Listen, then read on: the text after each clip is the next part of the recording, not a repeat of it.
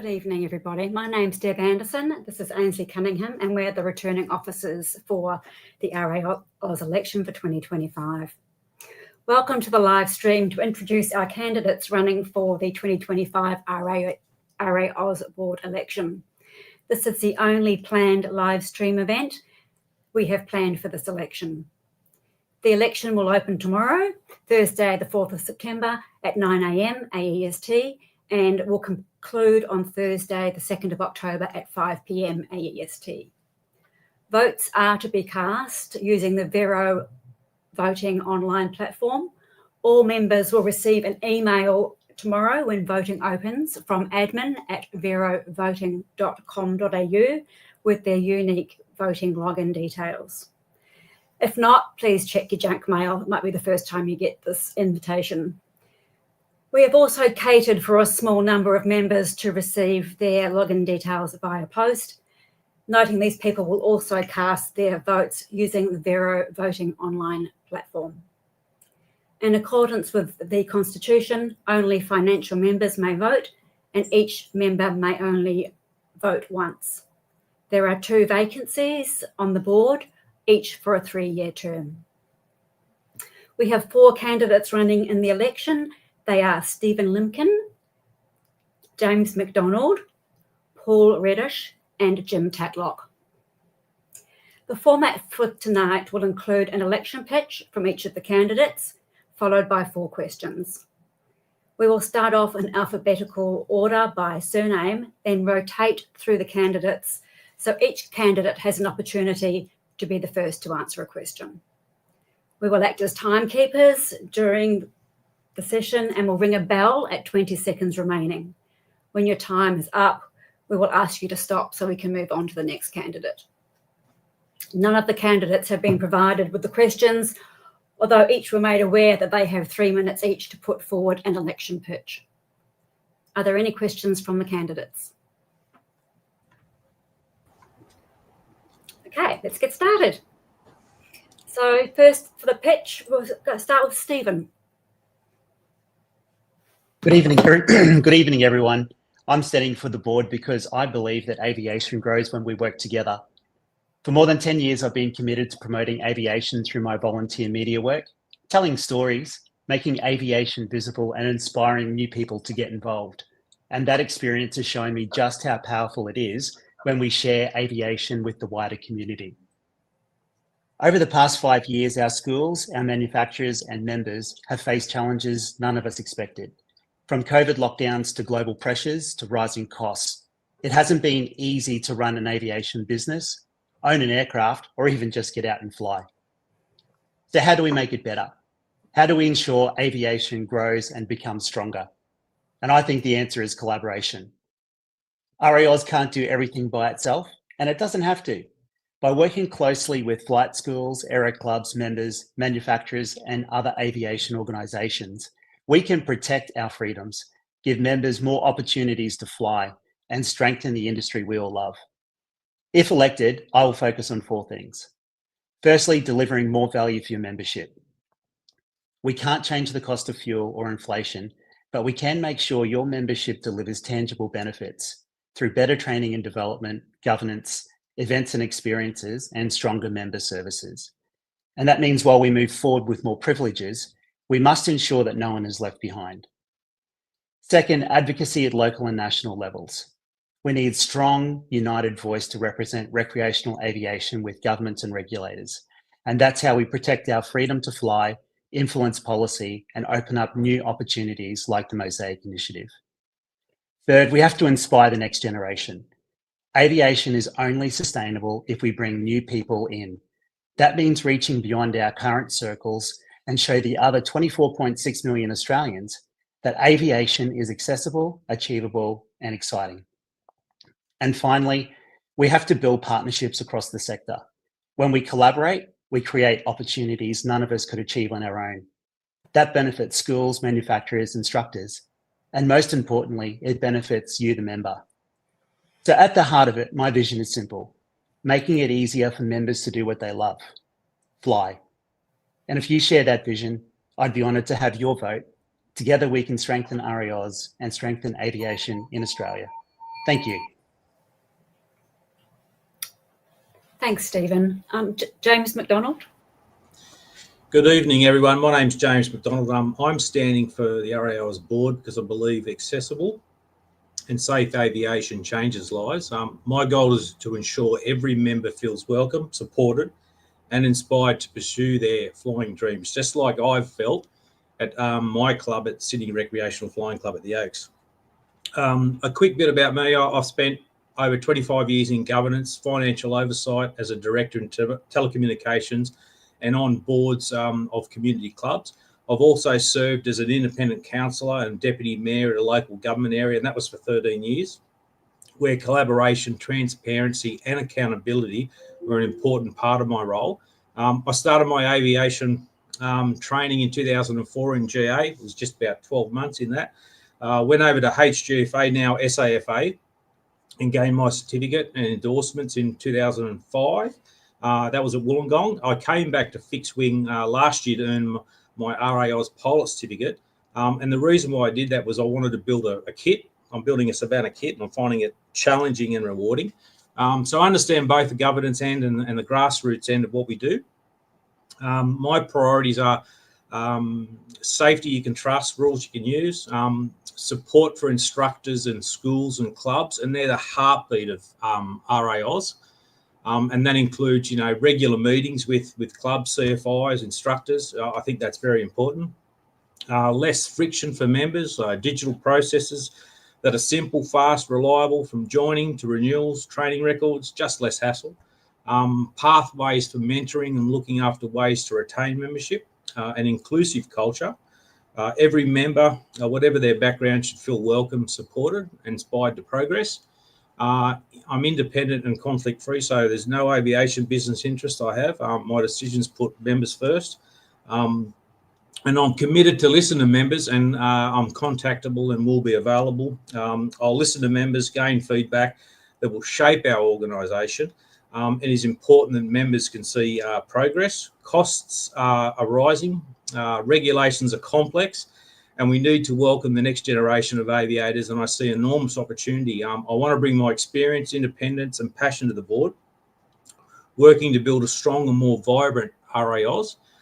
Promise to listen, act with integrity and always put members first. I'm ready to serve with clear focus and commitment to helping every member thrive in our aviation community. It'd be an honour for your vote. Thank you. And then best wishes to all the other candidates. Thank you, James. Paul. Good evening. My name is Paul Reddish. For the past 3 years, I've had the privilege of serving as a director on the RAAus board. During that time, I've dedicated myself to ensuring that RAAus continues to deliver value to its members, and that we keep building on the strengths that make this organisation such a vital part of aviation in Australia. From the beginning, my focus has been in 3 areas: advocating for pilots, broadening RAAus operations, and enhancing the member experience. Over the last 3 years, I've been actively involved in policy discussions, regulatory submissions, and ensuring our members' voices are heard at every level, in Canberra with CASA and across the broader aviation industry. My strong background in Australian civil aviation legislation means I can cut through complex rules and focus on outcomes that genuinely benefit our pilots and organisation. One of the areas I'm especially passionate about, which was just voted in at the last Oshkosh, is the F-37 Mosaic initiative. Since 2019, I've been closely following its development, receiving updates and preparing for how it will shape recreational and light sport aviation here in Australia. Mosaic represents a generational change in how light aircraft are certified and operated internationally. For RAAus, this means new aircraft, broader privileges, greater flexibility for pilots and maintainers. I also operate advanced aviation training in Redcliffe, where I see firsthand the challenges faced by student pilots and instructors. Running a training organisation keeps me connected to the real everyday issues, from managing training costs to balancing safety and compliance to helping students achieve their aviation dreams. Also, being a level 2 maintainer, I want to create clear pathways for the next generation of aircraft maintainers. We need to encourage young people to see maintenance as a rewarding career and ensure they can transition smoothly between RAAus and CASA systems. This isn't just about skills, it's about safeguarding the future of aviation in Australia. If re-elected, I'll continue working to expand the operational scope of RAAus, strengthening training pathways for pilots and further develop opportunities for maintainers. I want RAAus to be recognised not just as an aviation body, but as a leader in innovation, safety and advocacy. Above all, I'll make sure RAAus remains a strong, credible voice whenever aviation's future is being decided. It's been an honour to represent you on the board for the past 3 years. I've seen that RAAus can achieve when we work together, and I know that our best days are still ahead. Together we can build a stronger, safer and more exciting future for RAAus, for today's members and for the next generation of pilots and maintainers. That's it. Thank you, Paul. Jim, it's your turn. Cheers. G'day everyone, my name's Jim Tatlock. Firstly, I think I'd just like to say that just hearing those other 3 candidates, RAAus is in pretty good hands, I think.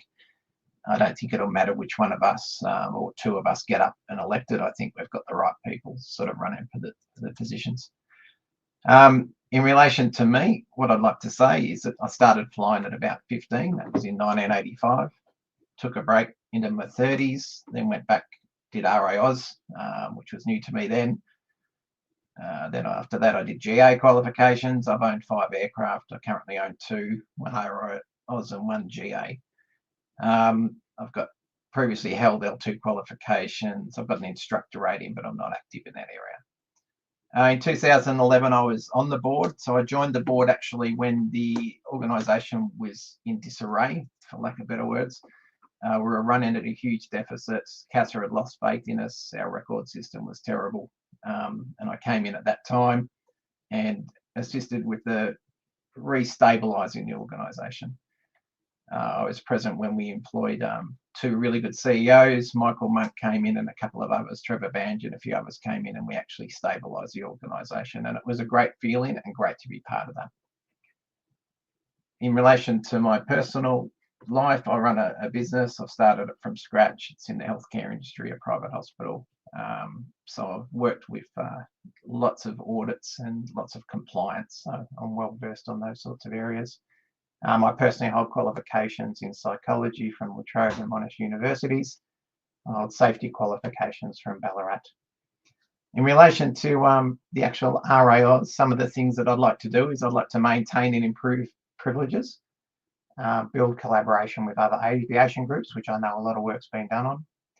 I also understand that some people just want to get up and fly their aeroplane, and these planes could be fabric with 40-year-old motors on them. And I get that. That's where the place came from.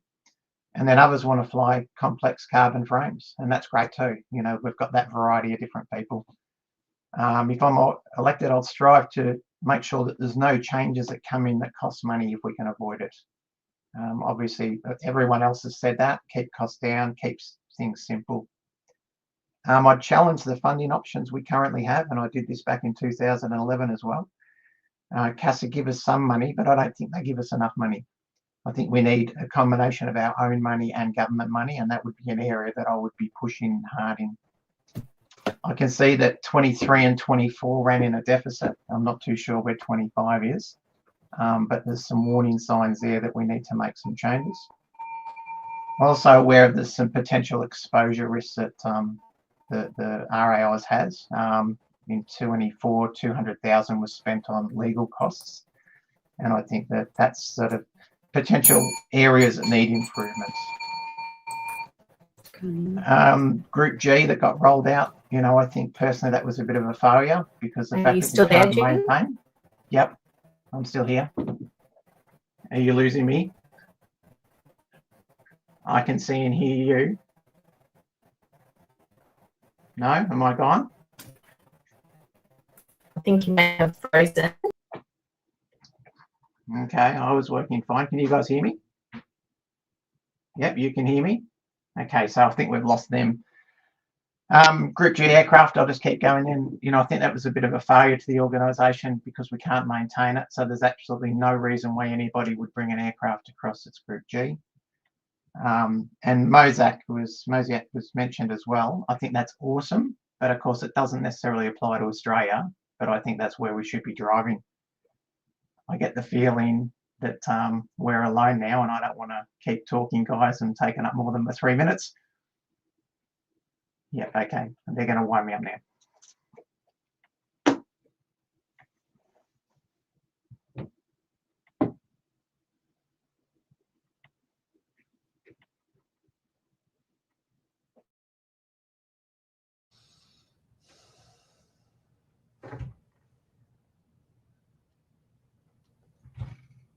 For some reason, I've been unmuted, but we've just lost the RAAus who are hosting tonight.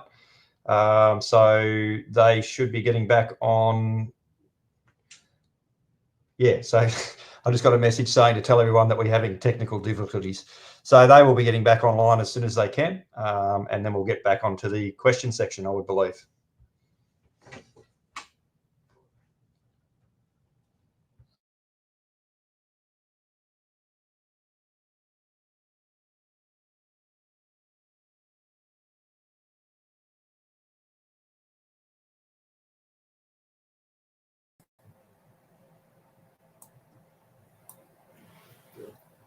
Apologies, everybody. We had some technical issues.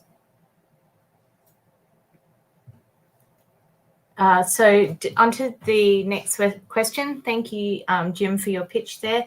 What is your, we'll start with James first off. What is your understanding of the purpose of the RAAus board, and is it necessary to be an aviator to be on the board? Sorry, if you could just repeat that. I just didn't hear the last part. Yeah, it's what is your understanding of the purpose of the RAAus board, and is it necessary to be an aviator to be on the board? No, look, I don't think it's necessary to be an aviator, but you need to have probably financial oversight and governance, I think, which is important.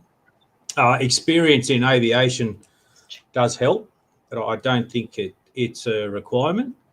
The board, just manages the data, the foresight, where we want to go, and the organisation then use that to run the business. So I don't think you need to be an experienced aviator or anything like that, but as long as you've got understanding on how boards work, and that helps. But look, it's all about learning. You learn, and I think that's the way to do it. Thank you, James. Paul, if you would like to also answer the same question, it's also on the screen there now. What is your understanding of the purpose of the RAAus board, and is it necessary to be an aviator to be on the board? Okay, so the purpose of the board is oversight of the management of RAAus, to make sure the correct decisions are being made to guide the organisation in the right direction, understanding the constitution that we all operate onto, and protecting the members, which is the foremost responsibility. It is not necessary to be an aviator to be on the board. It's actually better to have a broad range of people with different experiences to be able to put all that together and come up with the right decisions at the right time. Thanks, Paul. Jim, if you'd also like to answer the same question, which is, what is your understanding of the purpose of the RAAus board, and is it necessary to be an aviator to be on the board?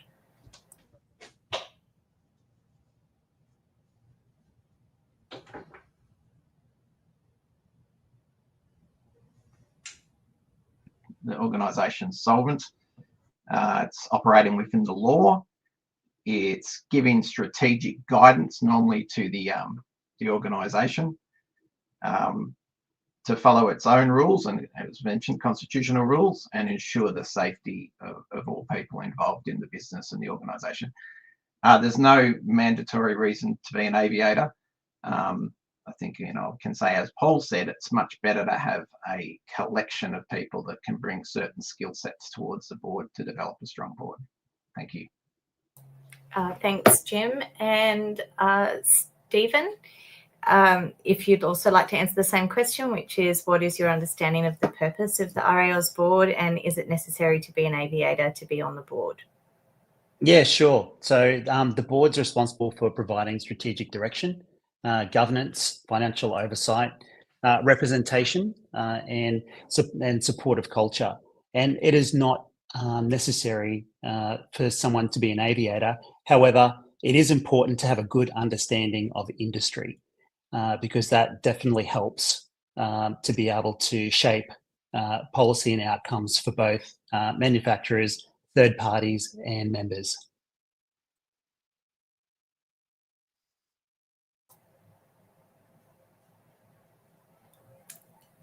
Thank you, Thanks, Stephen. So the next question is, some people believe that aviation is a one-size-fits-all and that there should be a uniform set of rules for civil aviation. Put simply, their contention is there is no need for RAAus. Do you think that RAAus does exist? Why do you think RAAus does exist? Sorry. Paul, do you want to go first? Yep. You've got me. Yep. Aviation's a freedom. It should be given to everyone. And in the past, it's been, sons and daughters of airline pilots that have been able to get the privilege. It's not cheap to get into commercial aviation. Recreational aviation is a whole different basket. So it should be open to everyone. Anyone that desires or dreams of the freedom of flight should be able to get into it. So it shouldn't be one size fits all. It should be open to the whole community. And that goes back to the motto, a pilot in every home. So that's the main reason that RAAus needs to exist. Thanks, Paul. Jim, same question for you. Some people believe aviation is one size fits all with uniform rules for civil aviation. Their contention is that there's no need for RAAus. Why then do you think RAAus exists? Sure. So the reason RAAus exists now is because it started off as a home-built type concept where people were building their own aircraft under a different name in those days. And the reality was that they don't fit under the CASA laws and regulations. And therefore, if there wasn't an organisation that could oversee them, they wouldn't legally be allowed to fly. So the concept was there that CASA opened up exemptions, and those exemptions allow people to be able to explore and build and fly their own aeroplanes. What's happened since then, of course, is it's become a very popular sport or hobby, and commercial builders have got involved, and we've now expanded. And with the expansion and the advancements of the different types of aircraft to keep up, we've had to modify those regulations as we've gone forward. RAAus has just fitted into that mold. There's a Sports Pilot Association over in America which covers that molds, and a lot of countries have those molds that allow these smaller aircrafts that can be home built or production built that fit within certain classes that allow the average person to be able to fly. If you didn't have RAAus, it would all fall under the CASA systems and oversight, and the cost would actually skyrocket, which would be limiting the ability for a lot of people to get involved in aviation. And some of those people will go on into commercial aviation, but they'll get the grassroots flying from RAAus. That's the reason we exist. Thank you, Jim. Stephen, some people believe aviation is one size fits all with uniform rules for civil aviation. Their contention is there's no need for RAAus. Why then do you think RAAus exists? Yeah, well, I think a pilot doing a 1 hour flight in a Jabiru is certainly not the same as a pilot flying a King Air doing an IFR charter. So I think it's definitely not one size fits all. There's different missions and different needs. And recreational flying serves as an entry point for regional communities and grassroots training, and also cost-conscious enthusiasts. So, and it's absolutely necessary because it's a lower barrier to entry. So it provides a pathway for people to get into aviation, and people like myself. So I came to aviation later in life as a 40-year-old, and I found myself learning to fly in an RAAus flight school. Now, I wouldn't have had the same opportunity to go if I went straight into a GA school. So it actually provided a really good entry point for people like me to be able to get into aviation later in life. And I also think it's about community and advocacy and representing recreational pilots' interests in a way that GA can't just do it by itself. Thank you, Stephen. James, some people believe aviation. Can you read the question? You don't need to mention it again. Yeah, no, it's all good.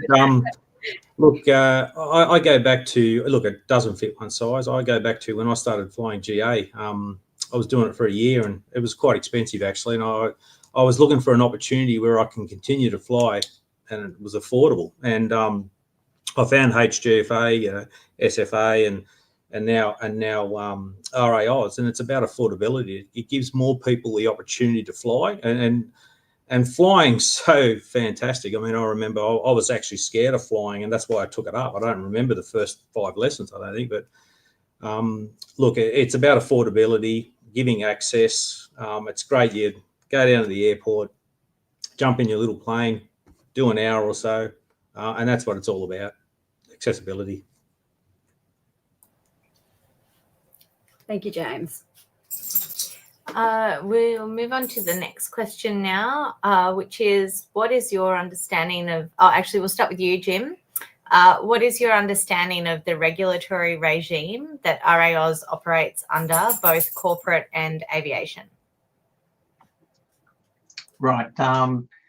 So we've recently changed it in the sense we used to operate consistently under exemptions, and we've recently had to go across onto a Part 149, which was an overhaul of the regulation system that CAS has participated in. And that makes us, we've been approved as an organisation as a self-administering aviation organisation. So they've wrapped it all up neatly in a pile for us, which we've had to comply with. So again, it allows us to operate under CASA rules. However, CASA have delegated the authority to the organisation to oversee the compliance and running of those organisations. In relation to the corporate, we have to follow the corporate rules of any other company, which is Australian rules. So particularly ASIC are overseeing those rules. So there's legal obligations, there's reporting obligations, there's financial obligations. And that's pretty much all I've got for that. Thank you, Jim. Stephen, if we can go to you for the same question. Yeah, absolutely. So we are a Part 149 ASAO organisation. We used to, well, we still, I think there are still in force some CAOs, 95.55, that we operate under. So, and we receive our delegation from CASA. So, and that's how we are able to operate on the aviation side of things. In terms of the corporation, so we have a constitution that we have to follow, but we're still bound to follow the Corporations Act. And so we have to adhere to the Corporations Act. Thank you, Stephen. James?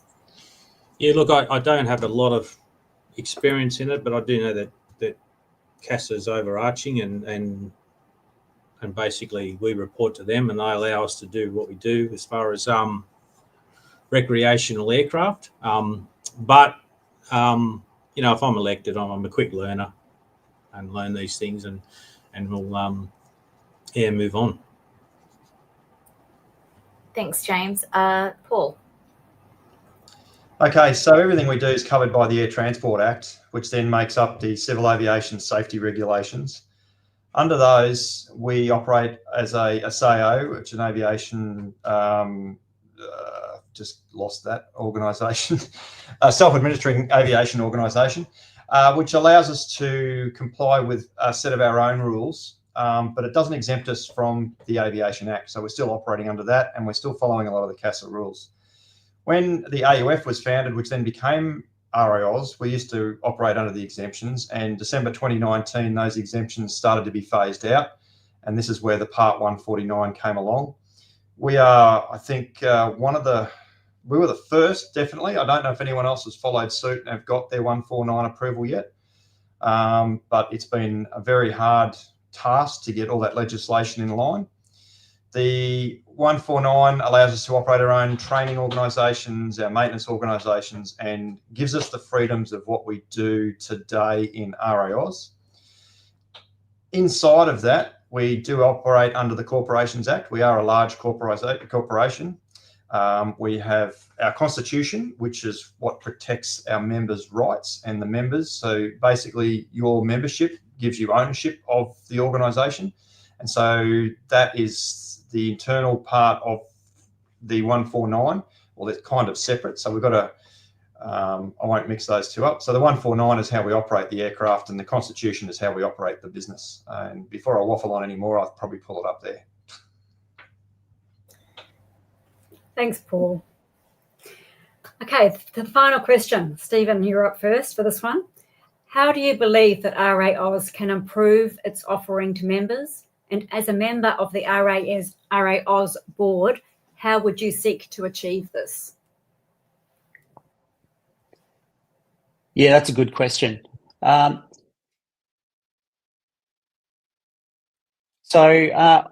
I think that we need to play well with others. So I think we need to ensure that we're working with other organisations, not just like outside of our own pool, and essentially sort of. Sorry, hang on. Sorry, my bad. I lost my train of thought.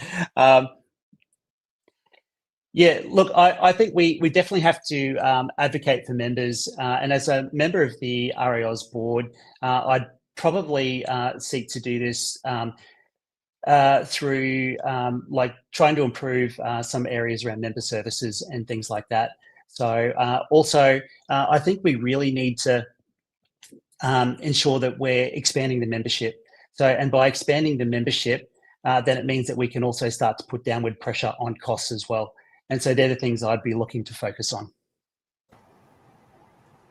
Thank you, Stephen. James. Firstly, I think we need to really support the instructors, the schools and the clubs, because they're the heartbeat of RAAus. They organise new members. They help retain members. So I think it's very important to engage with them and I think mentioned earlier, regular meetings with clubs and CFIs and instructors to find out, because they're the grassroots. They're the ones out there. They're the ones in the trenches. And I think it's important that we engage with them more. And then we also look at promoting in such as, air shows and so forth. Also having less friction for members. And I mentioned earlier, digital processes, make it simple, fast, reliable, easy to renew, training records easy, just less hassle. So to make it easier, cost effective for them, the members. Thank you, James. Paul? Okay, yeah, I totally agree with James on the supporting of the flight schools and organisations. They're the one that bring in the members and create new members. They're the advertising. They're the heart of the organisation. Now for some more Paul waffle. The Mosaic, the modernisation of special airworthiness certification is very important. We, as Jim said before, we struggled with the 760 kilogram weight increase because we were changing Australian law, and we're a very bureaucratic country, and that was very difficult. The Mosaic is international law. This is completely different. The bonus of this law is that it will be widely accepted within Australia without a battle. So manufacturers now have room to build better, bigger, stronger aircraft that we can use in RAAus. We'll be able to explore things like having night operations under RAAus and even possibly IFR when the new equipment comes through. So my main goal is to make sure we smoothly integrate the Mosaic initiative into RAAus and make the best of it for all of our current members and future members.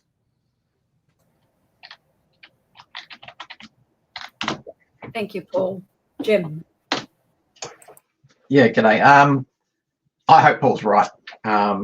In relation to the Mosaic, dealing with CASA can be a bit of a challenge at times, and what seems like it should be common sense often doesn't seem to work that way.